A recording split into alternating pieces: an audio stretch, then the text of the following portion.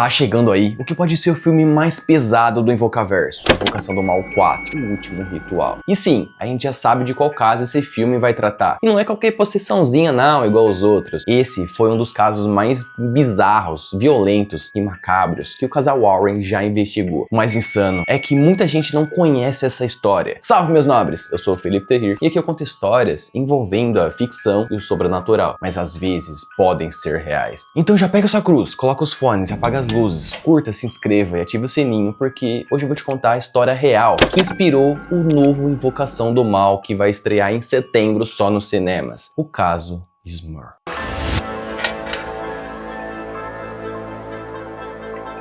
Tudo começou em 1974, quando o casal Jack e Janet Smurl e suas filhas moravam numa casa lá nos Estados Unidos, e era uma casa normal, viviam tranquilos, felizes, típico de uma família norte-americana. Só que um dia, meus nobres, a casa deles foi completamente destruída por um furacão chamado Agnes, e destruiu completamente a casa deles. Estavam sem escolha, sem teto, sem lugar para ir, e eles tiveram que se mudar para uma nova casa a 2 quarteirões dali, na Chase Street, West Pittston, na Pensilvânia. A casa era muito antiga, só que tinha espaço para todo mundo. Durante o primeiro ano, tudo parecia estar indo muito bem. Tranquilo, fluindo de boa, só que, eles estavam de mudança para essa nova casa. Tá ligado que mudança não é fácil. E para a família Smurf também não era algo muito fácil de se lidar, porque era muita coisa para a cabeça. Lembra, eles tinham acabado de perder tudo num furacão. Tinham que começar uma nova vida nesse novo lugar. Então imagina como que tava a cabeça deles. Assim como eu, se você for um bom entendedor de um filme de terror, sabe que quando as coisas estão indo muito tranquilo, é porque algo de muito ruim,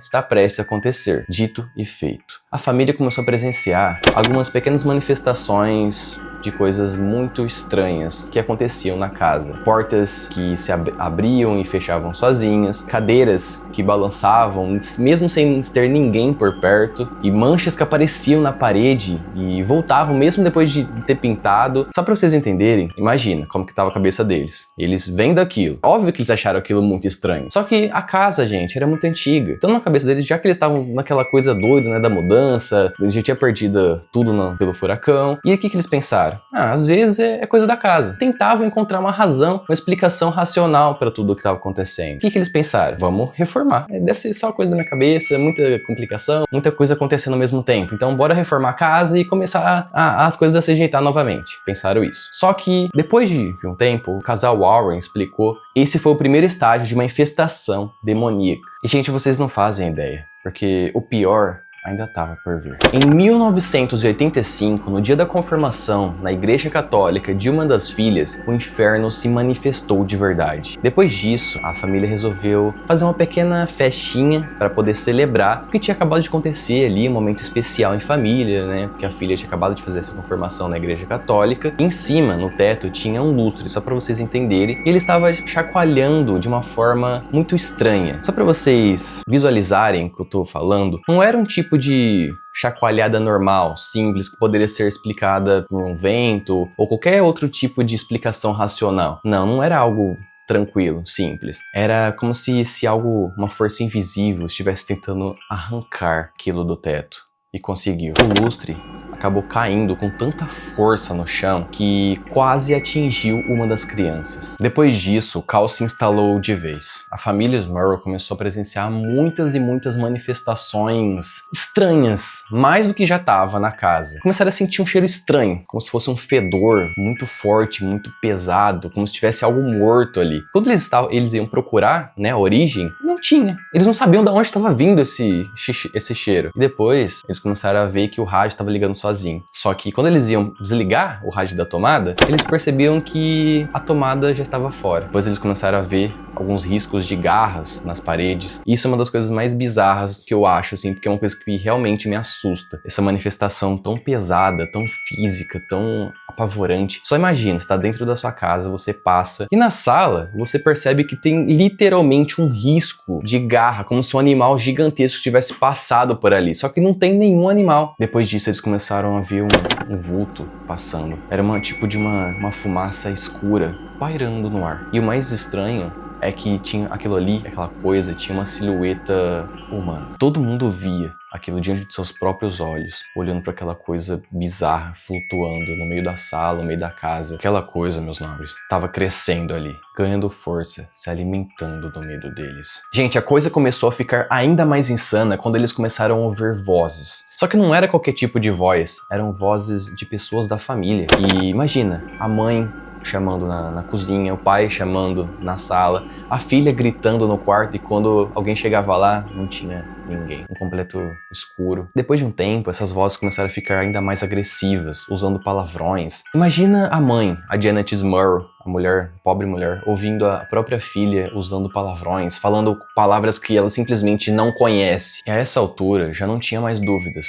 Tinha alguma coisa muito demoníaca, muito maligna ali dentro daquele casarão. Aquela coisa sabia o nome de cada um da família Smurl. Durante a noite, eles começaram a sentir toques, começaram a ver coisas, silhuetas paradas no canto do quarto, observando eles. Esses toques começaram a ficar cada vez mais ousados. E não era só uma simples aparição, era contato, era ameaça. E ninguém da casa era poupado. A Janet chegou a contar que teve várias e várias vezes, enquanto ela estava dormindo na cama dela, ao lado do marido dela, Jack, alguma coisa começou várias e várias vezes tocar ela durante a noite. Chegou até a puxar ela da cama. Ela gritava, pedia socorro. Só que ela falava que era como se o marido dela, o Jack, estivesse paralisado. Ele não podia fazer nada para ajudar a própria mulher. Assim que os dias iam se passando, as atividades paranormais foram se intensificando cada vez mais. E aquela coisa foi ficando cada vez mais agressiva. A chegar num ponto que, só pra vocês terem uma ideia, o próprio cachorro da família Smurl, um pastor alemão, teve um dia que ele foi literalmente arremessado pelo corredor na frente da família inteira. Teve um outro dia que uma das filhas foi jogada a escada abaixo por uma força invisível. As crianças, durante a noite, eram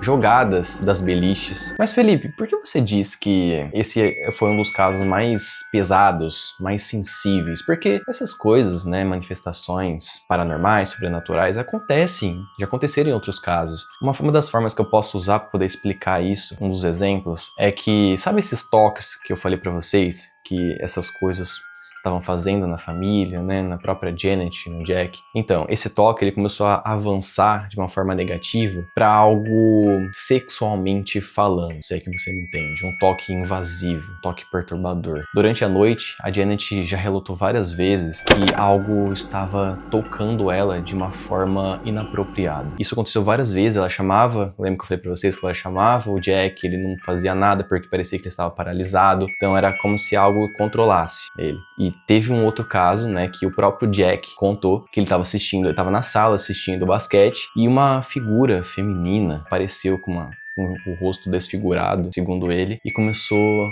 a usar ele de uma forma inapropriada também. Só que ele não conseguia se mexer. Era como se aquela coisa estivesse controlando ele. O mal que morava naquela casa literalmente estava brincando com o corpo, a mente e a fé daquela família. Talvez você aí que esteja assistindo do outro lado da tela esteja pensando, né, me perguntando, Felipe, mas por que a família Smurl literalmente não sai desse lugar maldito, não vá literalmente embora dessa casa? Meus nobres, o que vocês precisam entender, a família Smurl, ela amava acampar, fazer piquenique, viajar, e enquanto eles estavam fora daquele lugar, acampando, por exemplo, eles viam aquela sombra escura seguindo eles aonde que eles fossem. Então, ou seja, aquela coisa não estava presa à casa, ela estava se alimentando do medo da família, ela estava crescendo ali e estava seguindo a família para onde que eles fossem. Depois de mais de uma década neste pesadelo, sofrendo isso todo santo dia, em 1986, a Janet soube que o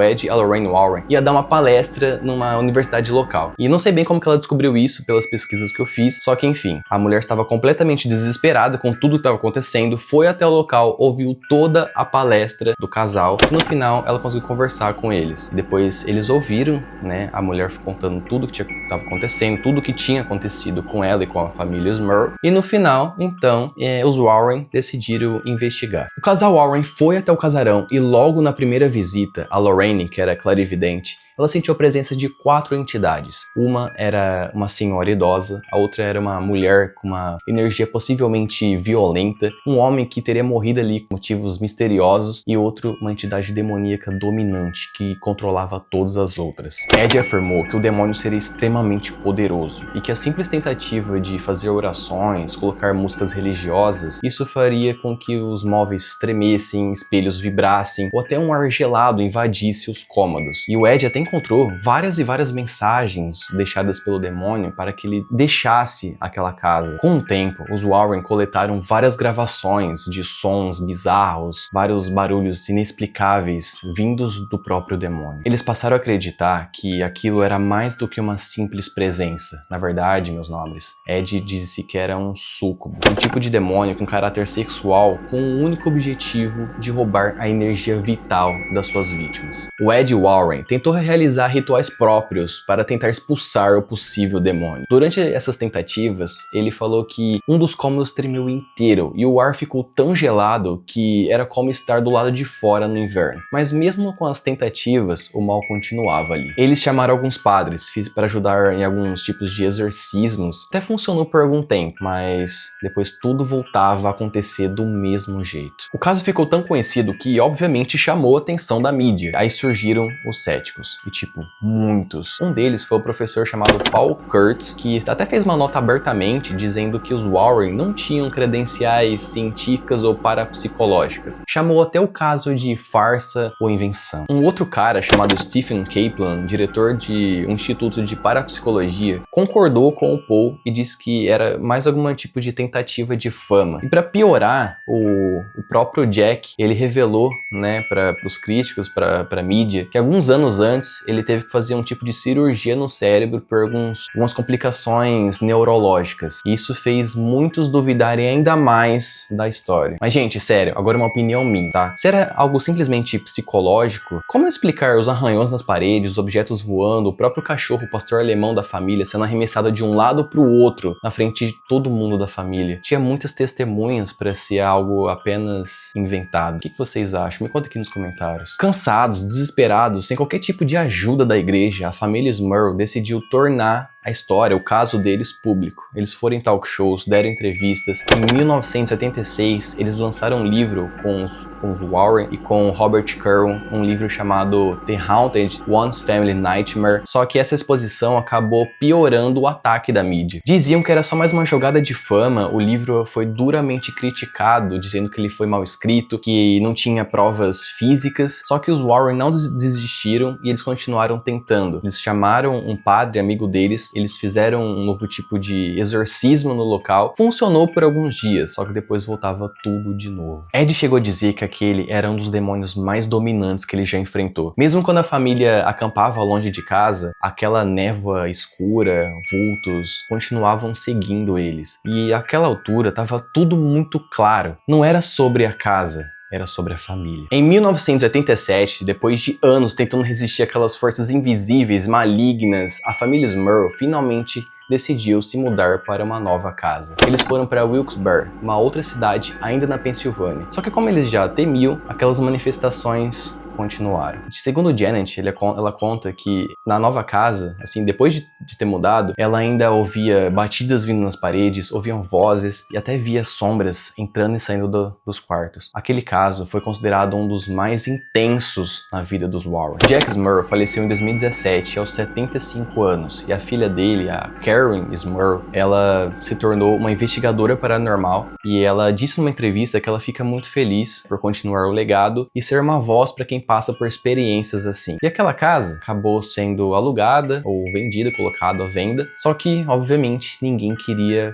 comprar e nem alugar. Até que uma pessoa, uma mulher chamada Deborah Owens, ela comprou essa casa e começou a morar lá, só que segundo ela não presenciou nada fora do normal. Só que, gente, de verdade, era meio que óbvio, porque lembra que eu falei pra vocês? Não era sobre a casa, era sobre a família. Então, aquelas entidades teriam possivelmente ido embora com a família Smurl. Então, era meio que óbvio que ela não sentiria nada sobrenatural naquela casa. Vocês não concordam? Bom, meus nobres, esse foi o caso dos Smurl, uma família comum que teria possivelmente enfrentado uma escuridão que ninguém tá pronto para encarar. E anos depois, a história deles vai ser contada no novo filme do Invocação do Mal 4, O Ritual, que estreia nos cinemas dia 4 de setembro de 2025. Eu estou mega, hiper ansioso por esse filme, eu não sei vocês. Agora eu te pergunto, né, você acredita nessa história? Você acha que teria sido apenas uma invenção, se não for real, teria sido apenas uma farsa ou uma tentativa de fama? E se você estivesse no lugar deles, o que você faria? Me conta aqui nos comentários. Esse foi o vídeo de hoje. Se você curtiu, eu peço que você puder, dá uma ajudinha pra esse nobre criador de conteúdo aqui de terror, aqui nessa plataforma. Deixa o seu like, compartilha esse vídeo pra quem curte esse tipo de vídeo, se inscreva e ative o sininho pra não perder os próximos vídeos. Bom, meus nobres, até o próximo vídeo, se você ainda estiver aqui, é claro. Tamo junto